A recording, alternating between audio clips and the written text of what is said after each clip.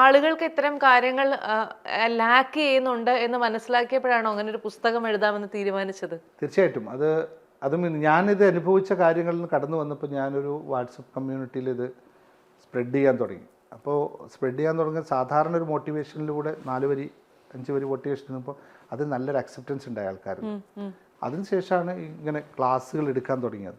അപ്പോൾ ക്ലാസ്സുകൾ എടുക്കാൻ തുടങ്ങുമ്പോഴാണ് നമുക്ക് റിയൽ മനസ്സിലാകുന്നത് ഞാൻ അനുഭവിക്കുന്ന മാത്രമല്ല ഈ പ്രശ്നം, എൻ്റെ ഇത്രകാലം വെച്ചത് എൻ്റെതാണെന്നത് അല്ല, ഒരുപാട് ആൾക്കാർ ഇങ്ങനെ വരുന്നുണ്ട്. അതിനനുസരിച്ച് ഫസ്റ്റത്തെ ബുക്ക് ആ ക്ലാസ്സിൽ പങ്കെടുത്ത ആൾക്കാരുടെ ലൈഫാണ്. ഞാനും അതിലൊരു കഥാപാത്രമാണ്. അവരുടെ ലൈഫ് എങ്ങനെ ട്രാൻസ്ഫോം ആയി എന്ന് ഒരു 6 മാസം കൊണ്ട് എങ്ങനെ ട്രാൻസ്ഫോം ആയി എന്നതാണ് ഫസ്റ്റത്തെ എൻ്റെ പുസ്തകം, മനസ്സൊരു വിസ്മയം എന്ന് പറയുന്ന പുസ്തകം. ബാക്കിയൊക്കെ നമ്മളറിയാമല്ലോ, നമ്മളങ്ങ് വിട്ടുകൊടുക്കുന്ന അവസ്ഥയിലേക്ക് വരും. ജസ്റ്റ് നമ്മൾ ഒന്നുമല്ല, ഇതിനൊരു ജസ്റ്റ് എ വിറ്റ്നസ് എന്ന അവസ്ഥയിലേക്ക് വരും. പിന്നെ സംഭവിക്കുന്നതൊക്കെ ഓട്ടോമാറ്റിക് നമ്മൾ അവിടെ ഇത്രയേ ഉള്ളൂ. എൻ്റെ ഇപ്പോഴും commitment I M start with from the morning 3:30 ഞാൻ എൻ്റെ ഡെയിലി റുട്ടീൻ സ്റ്റാർട്ട് ചെയ്യും. ടിൽ 10:30 വരെ ഞാൻ ഫുള്ളി എൻഗേജ്ഡ് ആയിരിക്കും.